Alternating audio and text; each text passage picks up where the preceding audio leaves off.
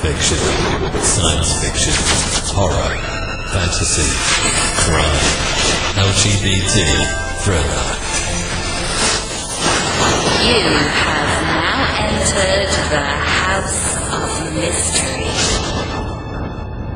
with your hosts, Eric Shapiro, David North Martino,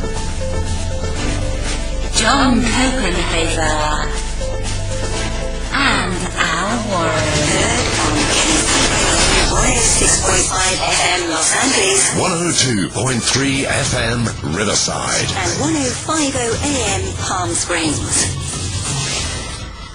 Welcome back into the House of Mystery. I'm Al Warren. Mr. John Copenhaver, how you doing? I am doing fabulously. It is 70 degrees and like summer here in Richmond, Virginia. And apparently that's not the case in the rest of the world, but things are good here. Yeah, it's pretty cold in the West, but maybe that'll come over your way. Yeah, honestly, I like winter, so I think it's a little bit bizarre, but, I also don't want to complain about bad weather because, why I do that. But, yeah, I think winter's a good thing. I get more writing done. And it's darker. I like the dark. Of course you do, Al. But that's a different story. Well, okay, so let's get right into this today. So to finish off the week, we have a writer, and his newest book is called The Adventure of the Castle Thief and Other Expeditions and Indiscretions.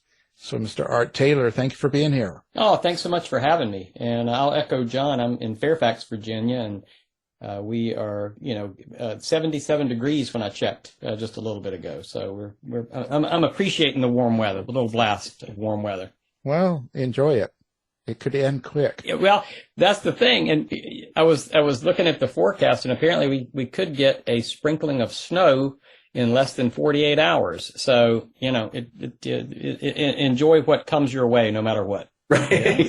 Yeah, because we're sending that cold blast over to you. How's that? You can have it. Yep. And thank you on that. Thank you on that one, too. Yeah. So you're talking about the Castle Thief and Other Expeditions and Indiscretions. Is this a book about John? Yeah, sure. Inspired by, of course, as all my fiction is. John and I don't know if you know this, Al, but John and I went to grad school together. And he was a year ahead of me at George Mason University, which is where I teach now.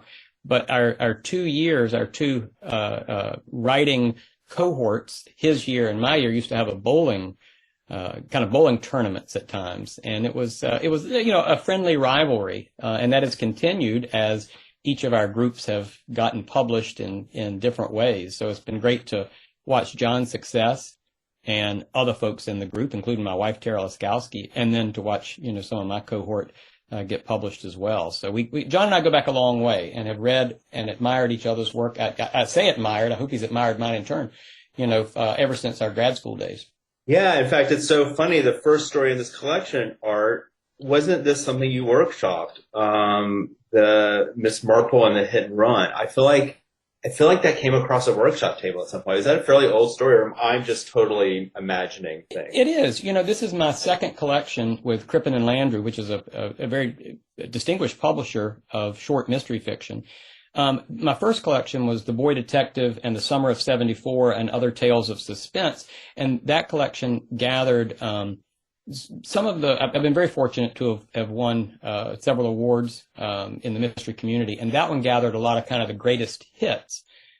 This collection, The Adventure of the Castle Thief, is a little different. I won't call it a B-side collection. It does have two new stories in it, the title story for one, and then a second one, Everyone Talks About the Weather. But a lot of it is stories that were published in some smaller magazines or online. And so both collections cover a fair amount of time. And this one does reach back, to some of those, grad school days. So yes, you're correct, John. That was great. It was like it felt like, a little bit of like returning to the past, and I don't know, it felt like full circle, stuff happening. So, I'd be really interested, talk to us a little bit about I knew you back then as a short story writer, and short stories have been sort of your passion, and you are very good at them. Al, he's being a little modest. I think he's basically won every award for a short story. Well, at least there are many of crime writing awards, but Art has won most of them for his short story writing. And why the short story? Why do you think you gravitate to that? It's a good question. I admire folks like you, like my wife, Tara Laskowski, as I mentioned, who are really excelling at the novel. And I have struggled at novel length at times, but the short story seems to come naturally to me. Part of that goes back not only to grad school, but even further back, to reading short stories as a teenager. I subscribed to Ellery Queen's Mystery Magazine way back when, in I guess it was late elementary school, early middle school, when the school had one of these, sell subscriptions door to door to help raise money for the school. And I don't know that I sold any except maybe to my mom, but I did subscribe to Ellery Queen's myself. And some of that reading was very formative at the time. Not that I wasn't reading mystery novels too, but being able to read, Ed Hoke particularly, or Patricia Highsmith, in those days, or we could go through, a number of folks that I read, and that kind of stuck with me. And then, of course, as we think about what we're doing in grad school, to fast forward ahead, not a lot of people are bringing in novels to workshop. They're bringing in short stories as if, that's something we can deal with in its entirety, talk about the full narrative arc. And so I just kind of gravitate toward that. Another thing is I can think about that like a full short story in my head, walking back and forth to campus, driving around, let it percolate a little bit, and then sit down and write it. So it just comes a little more naturally to me, both as a reader, what I enjoy, and then as a writer, what works well with my process. Art Taylor is our present day Edgar Allan Poe. So when someone says something like that, of course it's flattering, but at the same time it can be kind of, put the pressure on you and stuff. But do you consider your writing in that sort of vein of writing of Edgar Allan Poe? And that's Naomi Hirahara. I'm very grateful to her for that comparison, that quote, that blurb. And when I got it, I was like, wow, that's a big comparison. And it's also an interesting one with this collection in particular. Another of the things about some of the stories that are in The Adventure of the Castle Thief is they are darker. If my writing generally spans a spectrum from light to dark, and actually Stories Light and Dark was the original subtitle for this new collection, some of the stories in there go to some dark places. And so I think there's, whether the comparison in terms of quality or whatever is to Edgar Allan Poe, there are some stories in here that are psychologically dark, even edging toward horror, perhaps. And so I think that there's something apt about that comparison in terms of tone and subject matter. Now, honestly, that's one of the odd things about the collection, and one of the things that I've, to be honest, fretted about a little bit. The title story is a traditional mystery. It's light and fun, and I think that it will appeal to folks to go back to what John and I were talking about, from the Malice domestic community, celebrating the traditional mystery a little on the lighter side. I think some of the stories in here might surprise some of those same readers because it does go to some fairly dark places. And so that's something about a collection that I do think about. How does it hold together as a collection, and where are there stories that some readers might not appreciate as well as others? Different readers, different things. Where do you find the darkness when you're writing those where you say you go into pretty dark places, and there's light at the same time? So where does that come from? Like how do you dig into your own mind? And where do you dig to get these kind of stories? That's a good question, but I think it's got a couple of layers to it. One, I'm going to come back to reading. I know that there are some readers that read fairly specifically in certain subgenres, and that's at both ends. There are readers of noir fiction or domestic suspense who are not going to want to read a cozy mystery. And I use that term affectionately, And there are folks who are reading cozy mysteries, traditional mysteries, who are going to look askance at something noir. I read across a very wide genre, very wide range of subgenres, and so I appreciate those. And when I find myself sitting down to write a story, sometimes I'm drawn in one direction and sometimes in another. Ed Amar, who's another friend of ours, has asked me one time about branding. He's like, well, do you ever think about branding? And I'm like, well, no, which was stupid of me because maybe I should. But I do like to read across a wide range and write across a wide range. Now, that doesn't answer the question that you specifically asked, which was about where does it come from internally? Gosh, that would be some territory that maybe is this therapy? Are we charging for this? I don't know where we're. Well, yeah, because next we wanted to find out if Tara was still alive. Yes, she is. She is. I heard her cross, and outside of the closed door here. No, I find myself kind of fascinated, by some of that psychological darkness. Cornell Woolrich is a writer that I love, very dark writer, and I think it's so interesting the way that his stories kind of at times spiral down, toward some of those baser impulses, towards some of those worst fears or angers. And there's something that's really fascinating to me about it. In the same way that many of my students are fascinated, say when I'm teaching true crime, they're fascinated by serial killers. There's something that draws me toward the why and the what if and and those kind of things. And so part of it's exploration, more than it is expressiveness. I feel like I'm a fairly easygoing person, fairly steady guy. And it's not like indulge in some of my darker impulses as much as it is just curious about what is it that makes some of those folks tick. Yeah, but Hannibal Lecter is a very laid-back guy too. He's charming, and he is charming Right. in so many ways. Yeah, I've got letters from him. Yeah. Is it the meaning behind the terror that you're writing that's important, or is it the actual physical act of terror or mental act? Like, because you set up a scenario and someone's feeling the suspense and terror, but isn't there sort of a meaning behind that really brings out the fear better? Yeah, it's a lot of we think of motivation in some cases. I've got a couple of stories. In fact, I can talk about two stories from the collection itself. One's called Blue Plate Special, and it was published originally in Barrel House magazine, and it's about a detective. It's kind of this hard-boiled detective, that era, even if not that time frame or the feel of that era, and he's called in to investigate something strange happening at a hotel, and as he goes and starts to investigate, something kind of supernatural happens, and he realizes that the people who are, to be honest, they're going into a bathroom and acting strangely, and the manager's like, is something shady or sordid going on here because my clientele? But he realizes what's happening is these people are finding something in the mirror in the bathroom that brings them back to some past. That past can be something nostalgic, but it can also be something unresolved, something lost, something that's not quite so warm. And the detective himself comes back to a mistake that he made about a sibling, about a brother in his own childhood. And so he's haunted by that.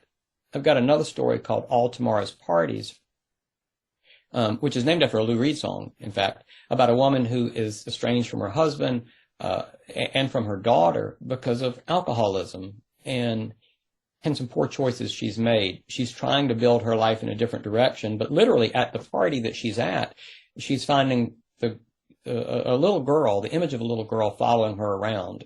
At times it seems like it's her younger self. At times it seems like it might be her daughter.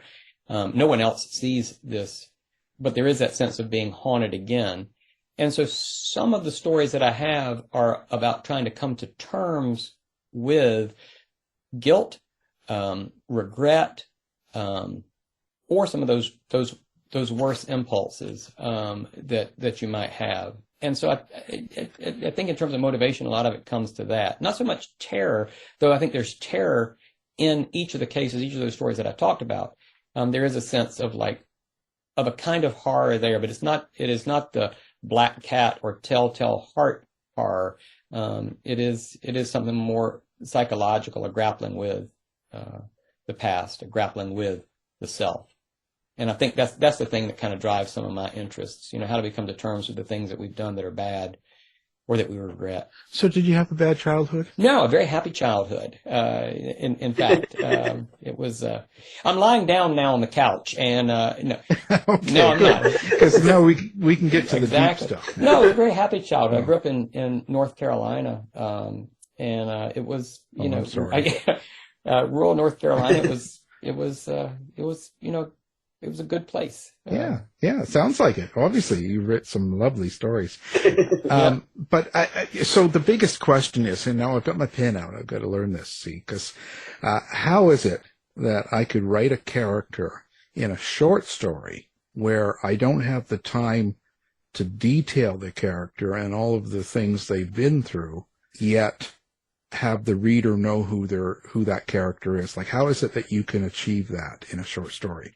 I was actually talking to my students today about, I'm teaching a class in creative nonfiction, but as I tell them some of the things that we do in nonfiction, creative nonfiction, the tools we use are the same as in fiction. And we're talking about how you create yourself as a character on the page, same as the way you create a fictional character on the page. And I always mention the fact that you want a little detail to do a lot. And today, one of the pieces that we were reading, there was talk about a woman who didn't eat pork except secretly pepperoni pizza and frozen pepperoni pizza. And all of a sudden it's like, all right, just that one detail tells me a lot about this person.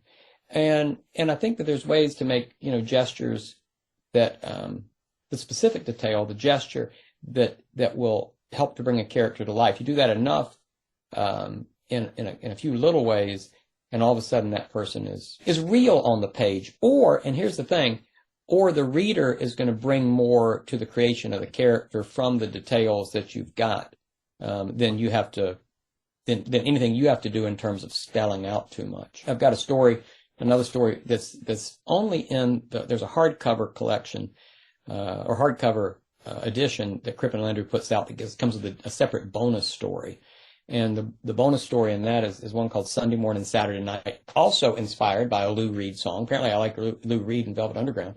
But in that one, it's super short, less than 1,000 words. And all it does is detail one date, sort of, or one pickup that the narrator makes on a Saturday night, and then the Sunday morning aftermath from that. But he talks about his mom and remembering his mom and being younger and crawling into bed with his mom and his stepdad. And even from what I'm sketching out there about a date and a mom and a stepdad and crawling into bed, there are dynamics there that you can probably imagine could go to some dark places. So a few details, a few memories, they can go a long way in a short story. And I think writers of short stories have to understand that they have to rely on the reader to do a lot, or the reader is going to bring a lot there, and they have to trust themselves as writers, again, to go back to that one detail that's going to do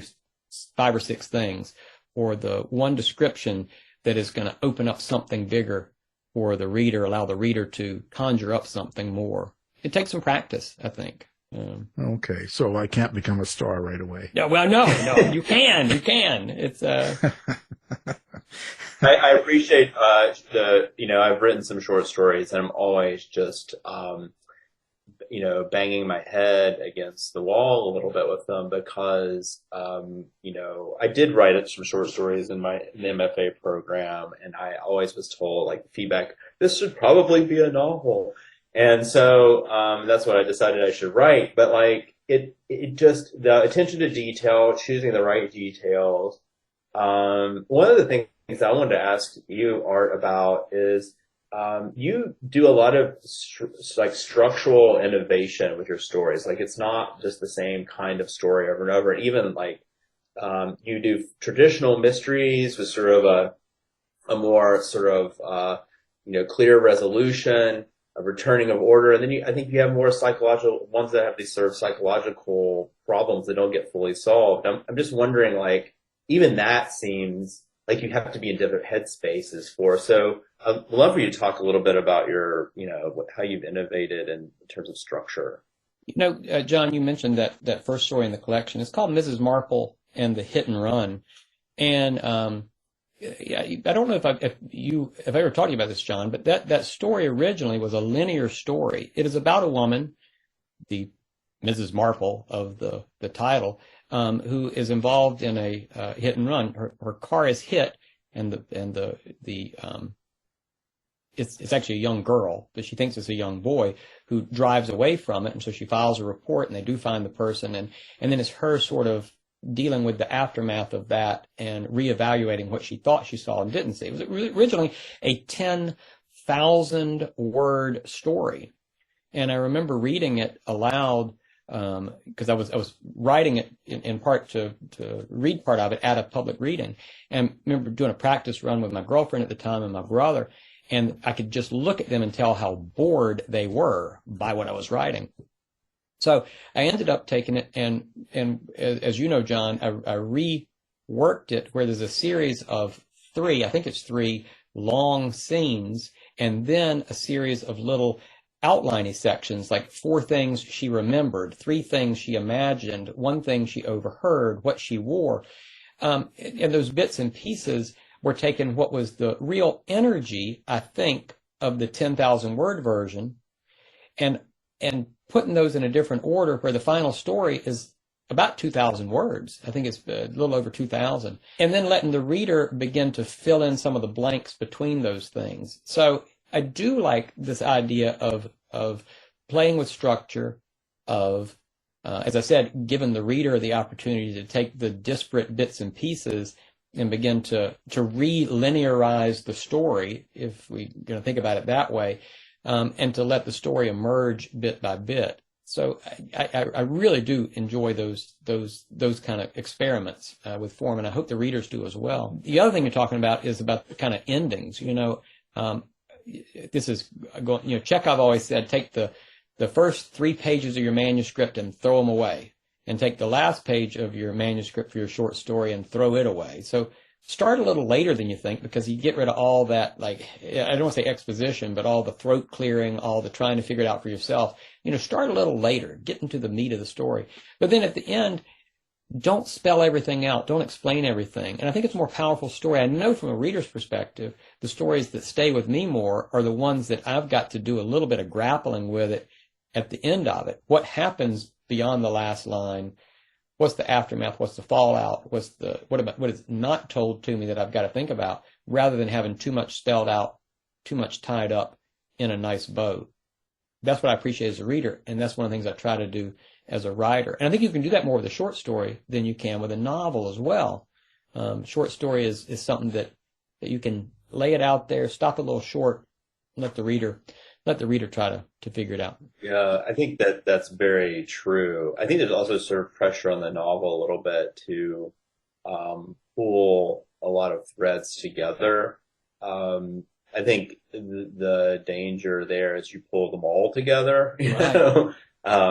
You don't leave some resonance for the reader to an echo after echo a little bit for them to walk away with, because after all, we do want readers to continue to think about what we write. Sure. I'm speaking for a lot of people, but I would certainly like that opposed to forgetting it. But it's an interesting thing. It is. There is a sort of a need for a little lack of resolution or mystery still, and I felt that definitely, even in your different various innovations and structure, you tend to leave some of that openness. Maybe it's partly the short story form. Do you think that's true just generally for short stories, or? Well, no, I think you want a story to be complete. You don't want it. I'm not arguing for open endings entirely. You want a story to feel complete.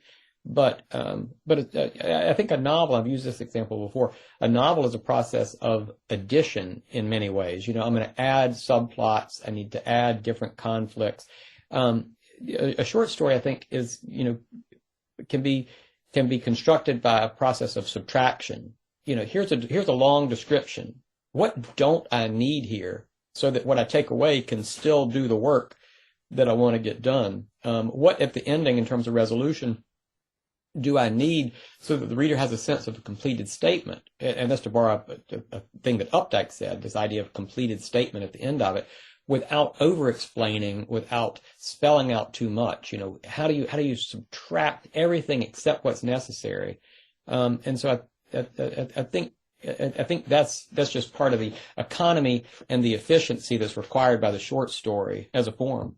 What's your relationship with your characters, being a short story writer, as compared to, full novel writers who quite often will describe their characters in terms of children or family, and they'll experience them through voices and visions. What's it like for a short story writer like yourself? It's a little different. I encourage my students in fiction workshops to do like a character inventory. We've seen these before. The idea of let's know our character, even if not everything's going to end up on the page, just kind of know our character. What makes them tick? What do they dream about last night? What do they want 5 years from now? And some of that's never going to find a way into the short story. But it's kind of good to know so that you can make them as real on the page as you can. One thing's a little different. And, you think about somebody who's writing a series, they're investing a lot in building the world of that character. I'm not have before come back to a character, one short story to the next, but a lot of times it's going to be, one and done, and we're finishing them out. I do have to create their world, as much as possible, a sense of a gesture toward, and I keep using that phrase, what their father or mother might be like, or ex-girlfriend here, or their job, even if their job never actually shows up in terms of a scene. So I do try to build that sense of, that gesture toward, that awareness of the larger world, just so we got a sense of full character in the story. But it's very different when we're spending 1,000 words, or even 5,000 or 6,000 words with a character, and then we don't see them again. As a writer, it's a lot of investment to put in, and then move on and not see them again. There are characters. So you're a fan of one night stands? Yeah, exactly. Yes, exactly. Though I did have, my first book was one where it was On the Road with Del and Louise was the name of it, and it was one where I'd written a story called Rearview Mirror with the characters Del and Louise, and it was published in Ellery Queen's Mystery Magazine. I thought, they're done, and it was a complete story. They were finished. It was done. Except I kept coming back, wonder what happened to them? What happened to them? Well, eventually it became a series of stories, a novel and stories, with a much fuller sense of a journey and a character arc. And I've had some characters over time that I find myself drawn toward, interested in, kind of wish I could spend more time with them. So maybe I'll come back. Maybe I'll come back to some of them. Some of them die, though. That's the other thing. Some of my characters just die, and then we're done. I don't know what to do with them after that. They're finished. You can always find ways to resurrect them. Yeah, it was a dream. No, that's the worst. You can't do that. Baritsu, if we, Sherlock Holmes, it was my knowledge of Baritsu helped me out at Reichenbach Falls, and I'll come back. Yeah, what's that scene from Misery where she gives him hell about the main character being in the grave at the end of the book, and he had to find a way to write it back? Yeah. Always think about that. So how you solve the problem of bringing a character back to life. And now they just do prequels, so. Exactly, yeah. So what do you find the most difficult thing in writing short stories? Endings are always a challenge to me. I feel like I put a lot of a lot of time into trying out different endings, thinking about different endings, try to see what works right and to get just the right notes right, which I've already talked about a little bit, how we keep subtracting, how you're going to get the sense of completeness and not. That's where I struggle the most on things. And I've had stories that I've written half of and then put away, in one case, put away for as long as several years because I just didn't know what to do with it, and then came back and wrote the ending of it when I felt like I knew what I was doing. But yes, I think that's where I spend a lot of my time, is trying to get the ending just as pitch perfect as I can. Yeah, I could imagine that. How do you think each one of these stories you write changes you? Oh my gosh. Back laying down again? Yeah, I am. One of the things is, and John talked about this idea of experimentation. a lot of times what draws me to the next story is trying to do something different or something better than I've done before. And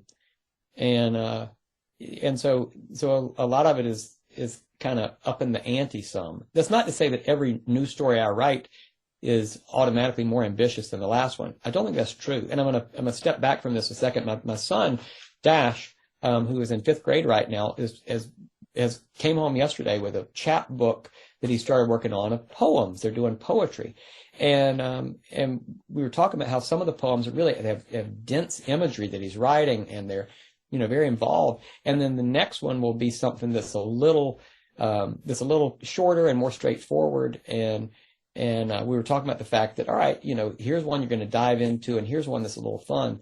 I actually like that comparison, because there are times when I'll write something that's a little lighter, and then we'll tackle something that is a little more challenging structural wise, or subject matter wise, or longer, or has more characters, and so in terms of change as a writer, I do feel like I hope I'm continuing to grow and continuing to find new ways of telling stories. The title story here, has a fair number of characters in it. It's Adventure of the Castle Thief is set on a study abroad in Ireland. It's actually inspired by a trip that I led for George Mason University with a group of students on a writing trip to Ireland. None of the students were inspirations for any of the students in the story, but the idea of the community and the way the community came together.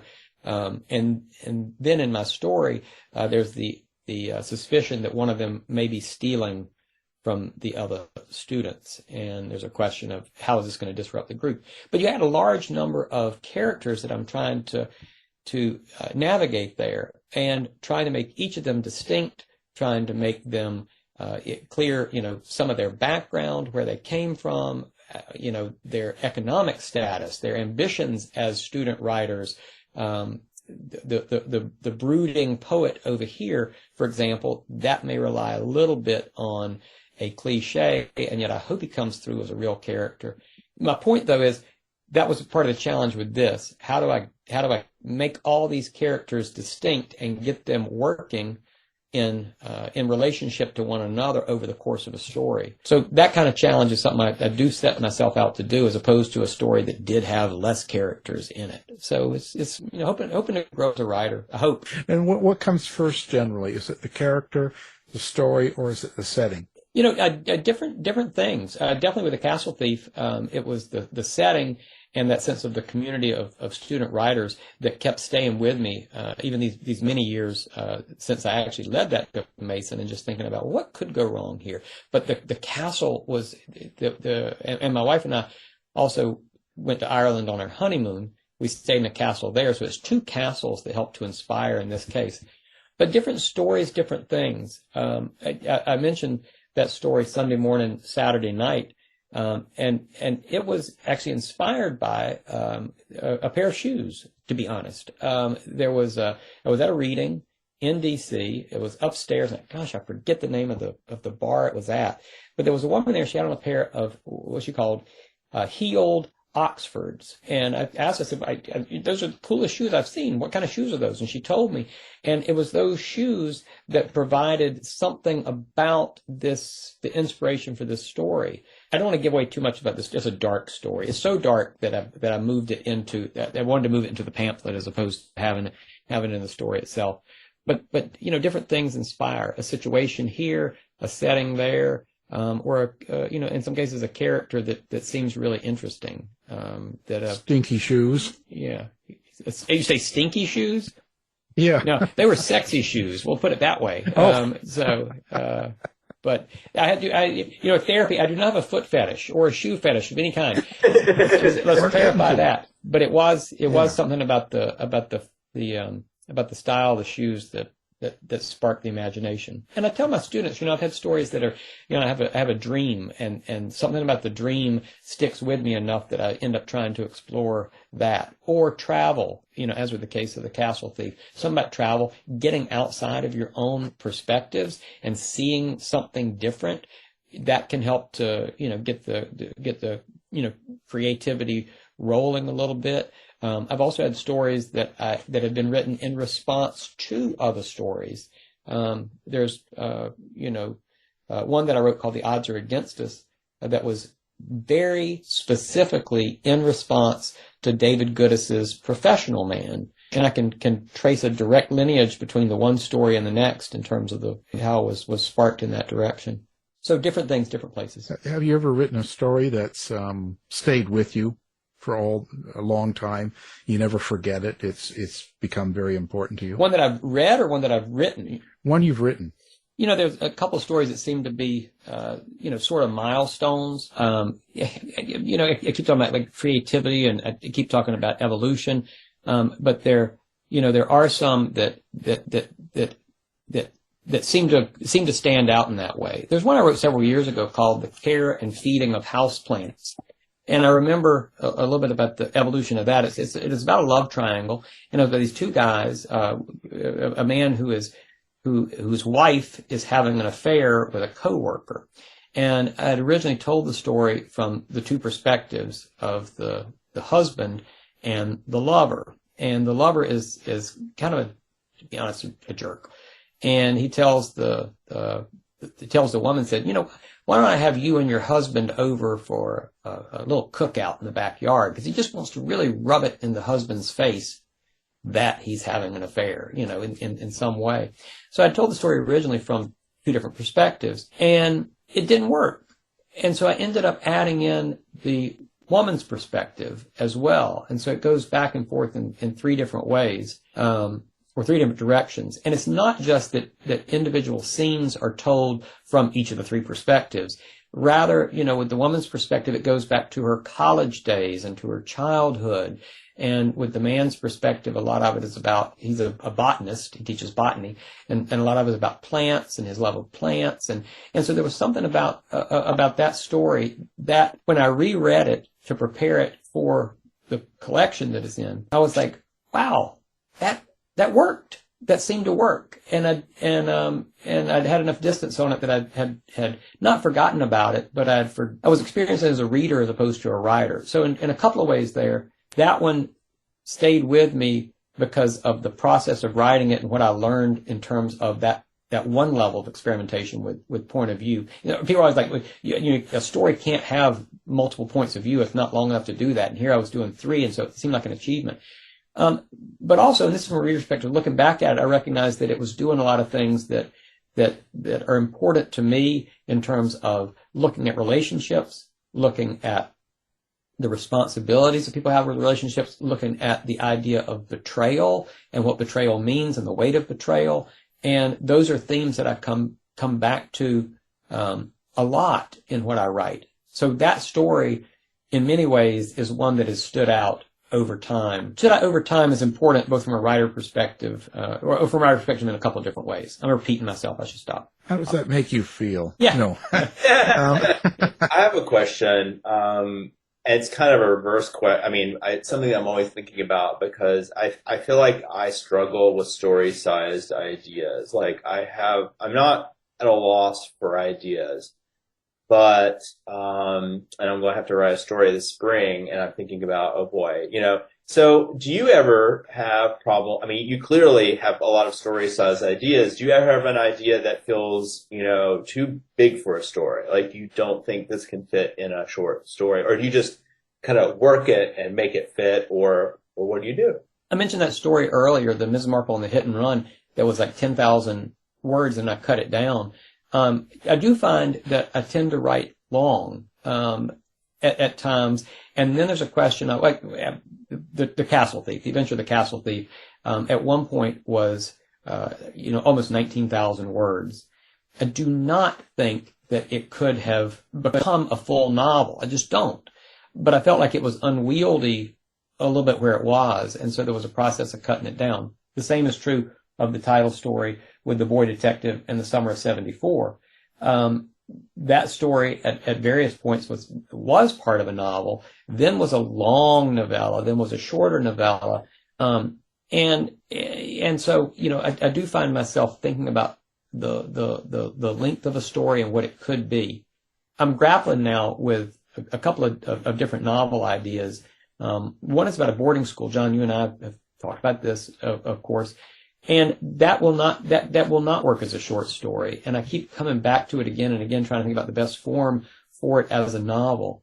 And it's one I am eventually going to write, but I've not been able to get the pacing for it right. But I do not think it would ever work as a short story. There's too much going on with it, and I just got to figure out the proper structure to get it all told. Yeah, it just feels like sometimes it's ideas they do, and not to say they are come to you fully fleshed out or anything, but some just I think would, to me, have to feel a little bit the right size, Yeah, I think that's true. It's like, and a lot of times I think about, what is a always, good solid narrative arc. What is going to be just enough that we can cover it all in a short amount of space. And it is tough, some stories aren't lending themselves to that. At least not with my skill level. Think about Alice Munro's stories. Every one of her short stories is like a novel, just super distilled down into whatever she wrote. That's a magic trick I don't know how to do entirely. The breadth of the characters' lives and the themes and all like that. It's like I don't know how she does it. She's Canadian now. We love our Canadians. Oh, well, there you go. So listen, how do people find you? Do you have social media set up for readers and fans and website and all that? Where is it they find art? Sure. My website is www.arttaylorwriter.com. And there actually is an arttaylor.com out there. And I actually wrote to him and asked him, I said, you're not really using this website. Can I use it? And he's like, it would cost a lot. He goes, I'm a writer too, but he writes like code. He writes stuff about computers. arttaylorwriter.com is where that comes from. And you can actually, if you're going right now, you can read one of my stories for free on there. It's The Invisible Band. It was in the collection Edgar and Seamus Go Golden, a collection of mystery stories either in the style of the Golden Age detective story or inspired by the Golden Age detective story. My story, The Invisible Band, has just been recently nominated for an Agatha Award for Best Short Story. It's set in a cosplay hotel weekend. Apparently, I write a lot about hotels. A cosplay weekend where people are pretending to be iconic detectives and trying to solve a murder mystery, and suddenly they happen upon what seems to be another crime, and they actually have to see if they can use their skills to solve it. So that story is available for free on my website, arttaylorwriter.com. I'm also on Twitter. I'm on Facebook, Instagram. Well, perfect. We'll have all that up, of course, and so people can find you with one click. We've learned a lot here. We learned that Art Taylor likes hotels and one-night stays. Yes, often together in the same package. And shoes. And shoes. We didn't get into that too much, but he likes sexy shoes. Yeah. Well, the book, The Adventure of the Castle Thief and Other Expeditions and Indiscretions.